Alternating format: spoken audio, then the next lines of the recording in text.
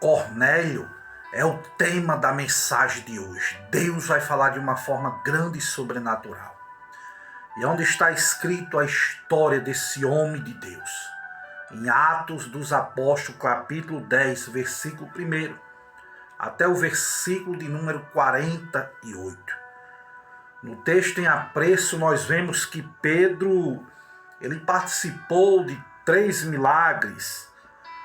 No capítulo 9, versículo 32, vemos Pedro participando da cura de Enéas.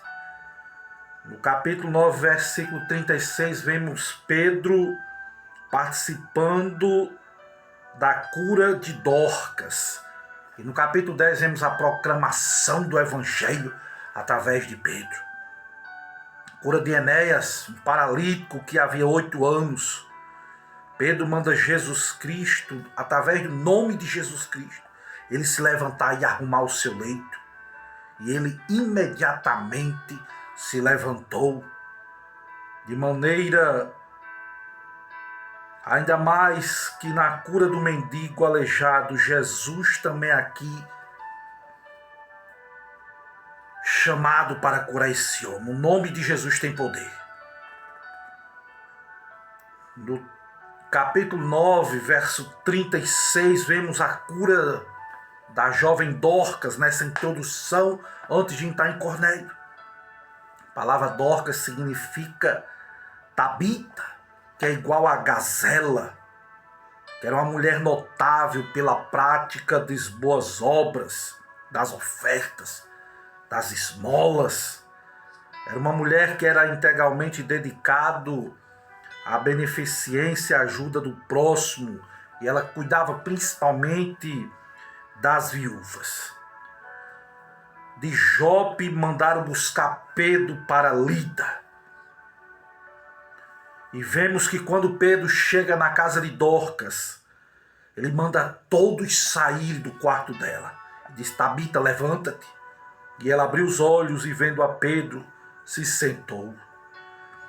Que diferença, irmãos, fundamental em relação às práticas milagreiras de cunho ocultista.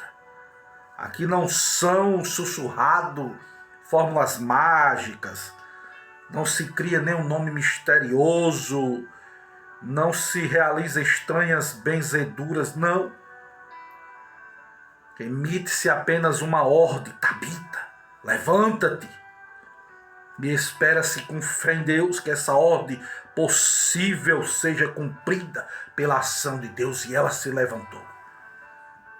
Pedro permaneceu vários dias em Jope, na casa de um curtidor chamado Simão.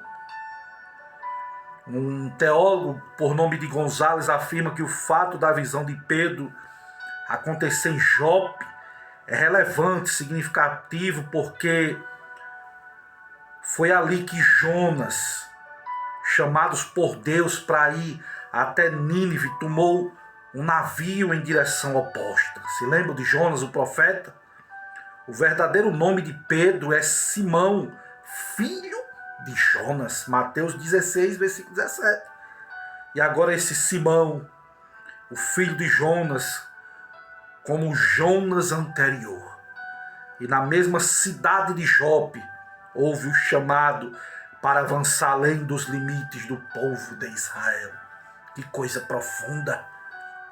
Capítulo 10 de Atos dos Apóstolos é uma das mais importantes conversões da história. No capítulo 9 vimos a conversão de um perseguidor implacável, que foi o de Paulo, o apóstolo.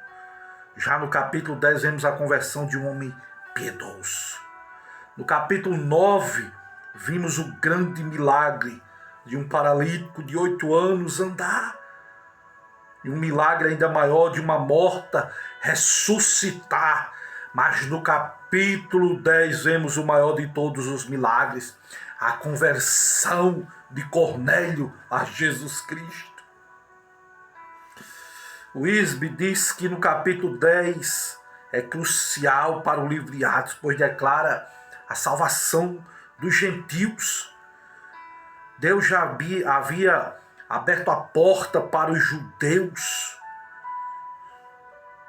em Atos 2, no dia de Pentecoste, também para os samaritanos, no capítulo 8, e agora Deus estava mais uma vez levando salvação para a casa de Cornélio, os gentios.